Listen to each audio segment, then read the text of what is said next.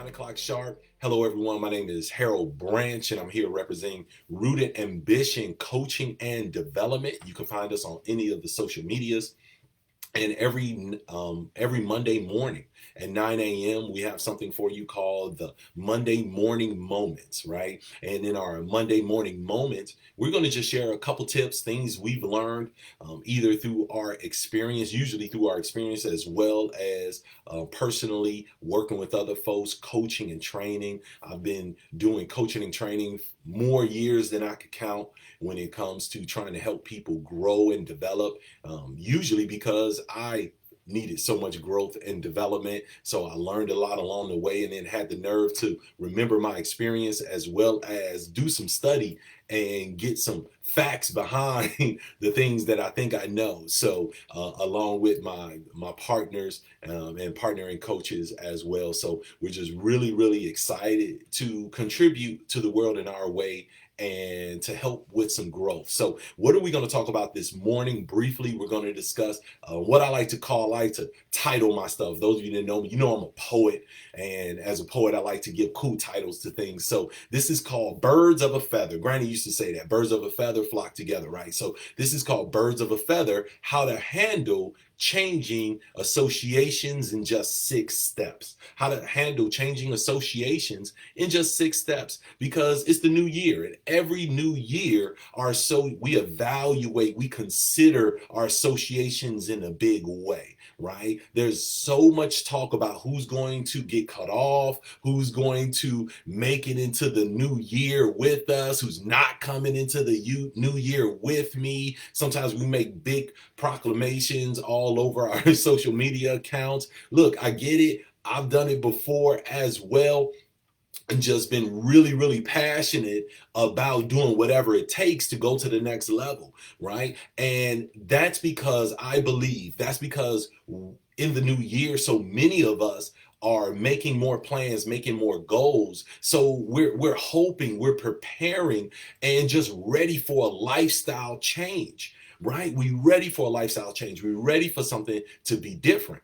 But to change our lifestyle, we understand that first and foremost, our philosophy must change. So we change our philosophies, and that ends up changing our attitudes, which changes our actions and our habits, which changes our results that we get, which eventually changes our lifestyle. But that means in order to truly change our lifestyle, we have to change our philosophies. So now the question is, what creates our philosophies? Our philosophies are merely the little rules in our head, the way we see the world, the lens in which we operate, the lens in which we interpret the things around us. And some of those lenses could be positive and move us towards our goals, and other lenses are going to move us very far away from our goals. Even goals that we say out loud that we want, we have philosophies that totally work against us. So the question is, how do we get those philosophies? Where do our philosophies come from? Where our philosophies are developed by, they are made up of the information and what we take in consistently. That's whoever we're around, those associations, right? Those associations are super important. I can't stress how important who we're around is. And what do we read? What are we listening to? What are we watching? And what environment are we in the first place? So what's our environment? Is it positive? Is it moving us forward? So when we discuss and we talk about changing these associations that feed so much into our philosophies, it can be critical to our success to do that very thing, to make sure we got the right people around us and the right people feeding into us in order to get our success and our ultimate happiness. But to truly benefit, we have to make sure we do it the right way. So I got 6 steps that's going to help us do just that. Okay, we're going to do it in the right way. But there's something I want us to remember before we get started. This is important, right? The energy in which we do the thing. We have to remember that these are people The people we're evaluating in our lives, are they going to stick around or not? Especially if we're coaching other people or encouraging other people to cut people off or who's around. We have to remember that these are people that's in our lives for a reason. No matter what, we care about them. Whether they may be healthy or not, it may be some love there as well. So when we make these moves, we got to make sure that we do so without being harsh. We don't have to be harsh. We don't have to be aggressive. We don't have to be heavy as we decide where and how to spend our time. We also don't have to be apologetic about how we decide to spend our time. We only get 24 hours, right? So that's important. I just want us to remember that. I tend to see a lot of posts and a lot of things on social media, and that leads me to my next point. Resist the urge to make a big announcement that you're deciding who to keep around or who to get rid of and things of that nature. No, you don't have to do all that. You don't have to put it out there on Facebook. You don't have to do those different things. It becomes theater when you do that. It's less about the change and more about the announcement. And that's not what we want. We don't want to look like we're growing. We want to grow. We don't want to just look like we're changing. We actually want to change. We actually want to benefit. And social media could definitely put us in that position to not grow because we're trying to so hard to just look like we're growing. And it's just not necessary when we make those decisions. You know, a humbling thought is, and something we may want to consider, is that as we are evaluating who we're going to cut off, who we're going to delete out of our phones, there are people right now maybe putting us in the group of individuals they're going to delete out of their phones for the very same reason you're going to delete somebody out of yours. Right? So we have to be careful when it comes to being too aggressive, too judgmental, because we all have areas of growth and nobody wants to be judged for the rest of their life or too harshly for a place that they're in, maybe the worst time that they're in. We've all been in bad places and ended up growing out of that. So just keep that in mind. No need to make a big deal about it, a big public show about it. This is about you and your decisions. Your character is what you do when no one's watching. So some things should be done internally and shouldn't be put all out there for the world. But here goes 6 steps. All right, that's my whole thing as far as that's concerned. Here go to some 6 steps to help you properly change those associations. Okay, remember, you got to be honest with yourself in order for this to be effective. Make sure that you're being really, really honest. Now, these 6 steps are: identify, you want to evaluate, you want to offer, you're going to redistribute, and then have a proper perspective. Okay, so we're saying identify, evaluate, offer, redistribute, and proper perspective. I said 6 steps. That's only 5, right? So number 1, you want to identify. Okay, and when you identify, what do I mean by that? You're going to identify the people around you. You're going to identify just who is in your circle. Who do you spend time with? And hopefully you're taking notes. If not, be sure to come back and take these notes. You'll very much be grateful for that. And I promise you, this is something I've been working on for quite some time.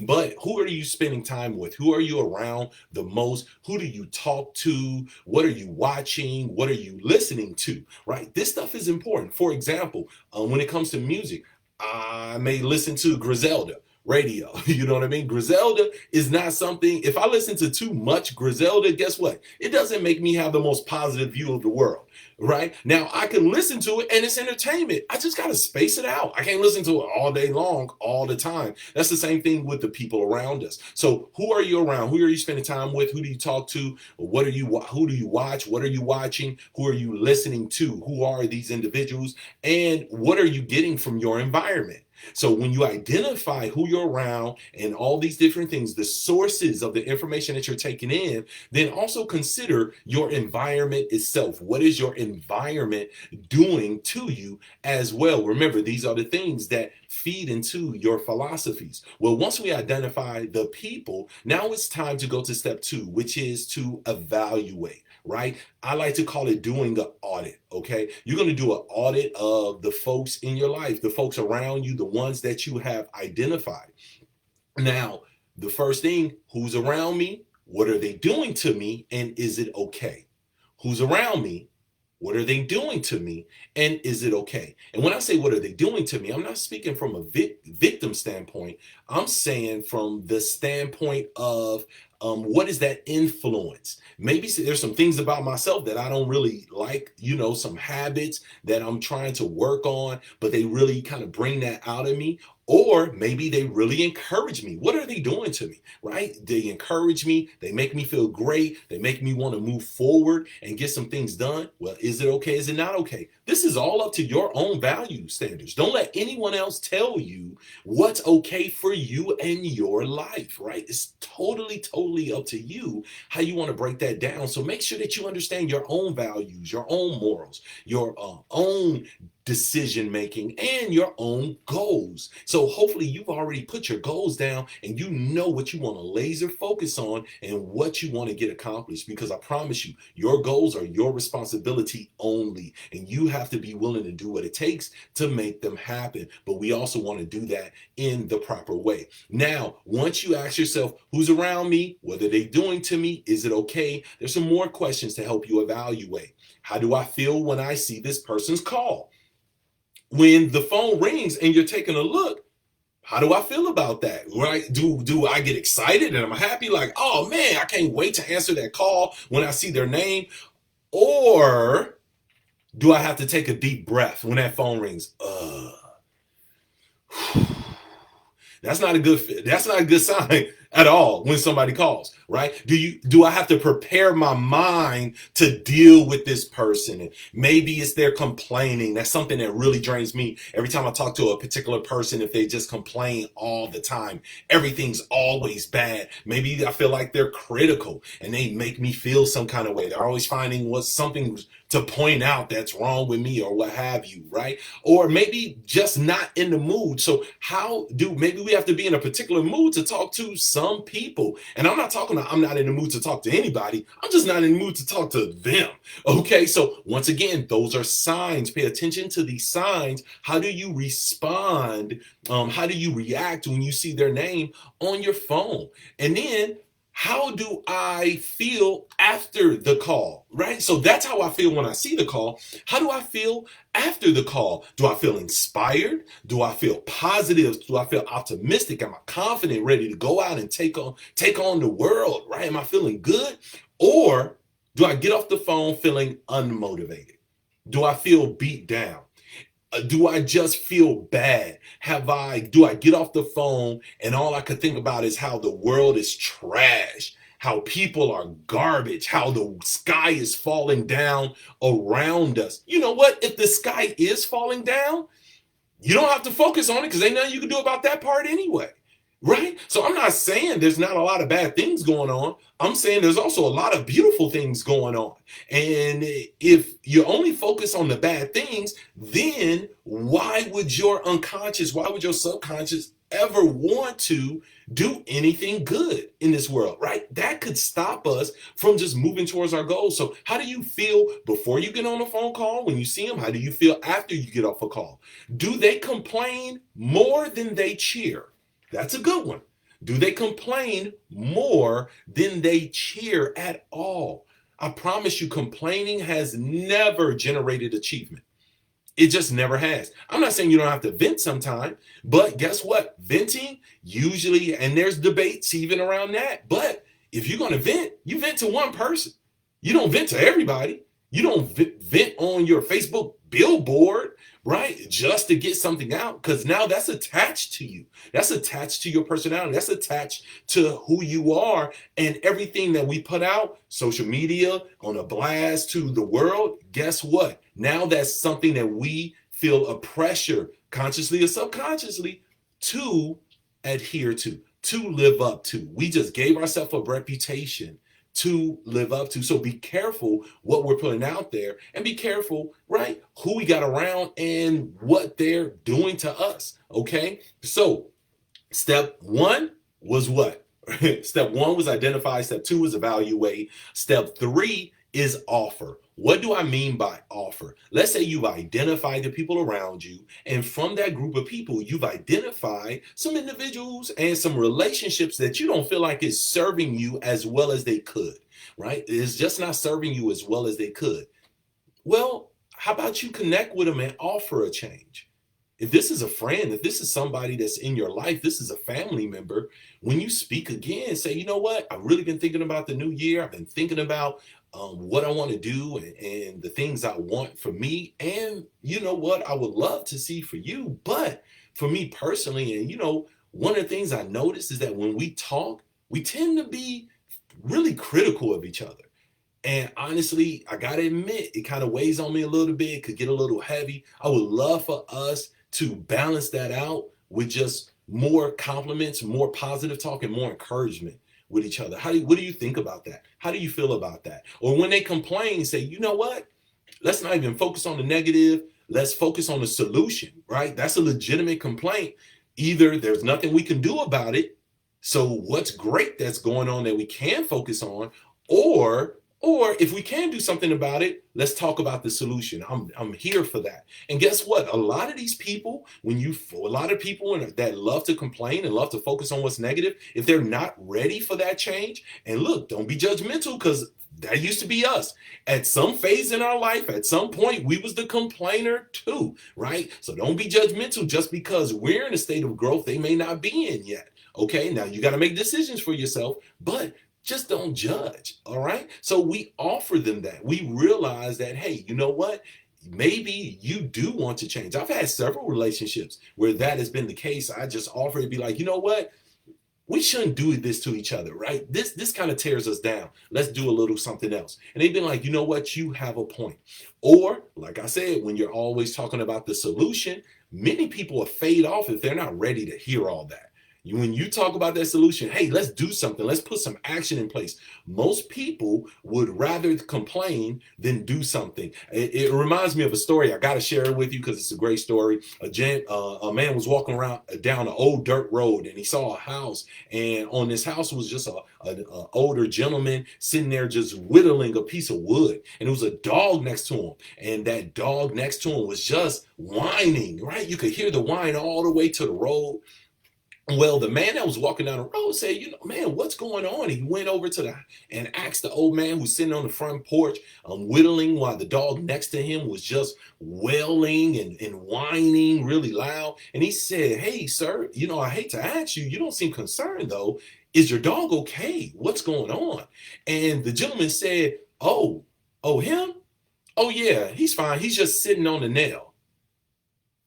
Why is he sitting on the nail? The gentleman that was walking was a little perplexed. Well, the old man said, well, the nail, it hurt bad enough for him to whine, but not bad enough for him to get up and do something about it. And that's how a lot of people deal with the things they complain about. Sometimes they just want to complain. You have to identify that. So offer them the opportunity to grow with you. That's the least we can do. Don't leave. And once you offer that opportunity, with a clear conscience, you can move forward because you did not leave anyone behind. They chose to stay. This is important because if you move forward with some guilt, if you move forward feeling some kind of way, that's why these steps are so important. If you do it the proper way, you can always say that, hey, I offered, I didn't judge. I invited you. I told you I had to make these moves and decisions for my lifestyle, and you chose not to come aboard, right? And you may never even have that conversation that, hey, I didn't leave you, you chose to stay, but at least in your mind, you can feel solid about that. So we identify, we'll evaluate, we offer, and once we offer, then we go and redistribute. What do I mean by redistribute? The relationships and proximity to us is a spectrum. It's not just a off and on switch. It doesn't have to be either you're super close or I don't talk to you at all, right? When we talk about time and attention, and we talk about those different options, right? When we want to decide how to redistribute our time, do we spend more time with these individuals? Do we spend the same? Do we spend less? Do we spend none? That's how all relationships is, hey, this person is doing wonderful things for me. They challenge me. Sometimes it can even get uncomfortable, but they challenge me to become better. So I want to get on their level. Luckily, they didn't cut me off because I'm not on their level yet, right? Remember, keep that stuff in mind when you're making your choices. You're wanting to grow, though, so you want to spend more time with them. Maybe some of your relationships are doing just great. Your family members, you see them, you're good. Hey, I want to spend that same amount of time. That's fine. Maybe it's some individuals that, you know what, it's best if you spend less time with them. You don't need to cut them off completely. You love them. These people are important to you, but they do have some different philosophies and some different life choices that they make that you need to just minimize because it's affecting you in a way that's not working towards your particular goal. All right. And some people you're going to have to spend no time at all. Some people you will let go. Some people you just won't speak to nearly as much. And you'll find this happening automatically, naturally, and organically when you make decisions and choices. Many people will choose to not engage with you because many individuals and many relationships are built out of our dysfunctional selves. When we make decisions to grow, when we make decisions to become better, people will stay behind because the relationship that they had and the person they liked was the broken us, was the dysfunctional us, was the unhappy us. So the happy us, the functional us, the us that's moving forward, that's not who they're comfortable with. So many individuals will sort themselves out as you demonstrate, you show that you are 1000% committed to the change that you speak about, right? So even though some people may totally need to be let go, don't be too aggressive, don't overcorrect, all right? Because some individuals, you'll just limit that time. You'll just limit that time. That's usually how you'll go about dealing with that. And then when you limit the time, you may find out then you need to minimize it completely, okay? And spend no time at all. And once we do that, we want to also consider not just how much time we're allotting to people, but we also want to adjust who and what we talk about. There's some people in our lives that, you know what? They're fine the time we spend. I just know I can't talk about relationships with them because they're bitter.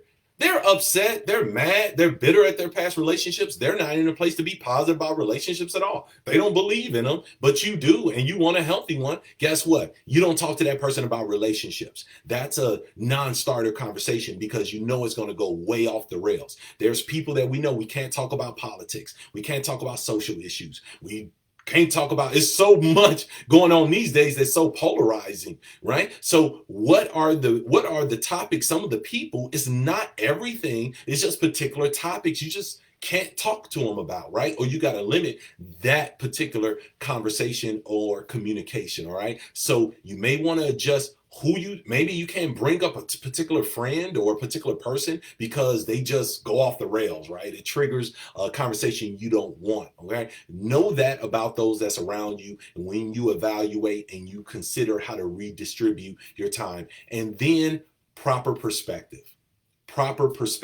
And I got some notes. I think that's why I had 6 steps, right? The 6 steps are the philosophies. How about that? We'll do that, right? Proper perspective, okay? This step is really, really important. And this is how we visualize the thing. How you feel about it. Once again, your philosophies will affect your attitude about doing something, which will affect your actions and those habits, which will affect your results and your lifestyle. You don't want to go towards your goals being a jerk.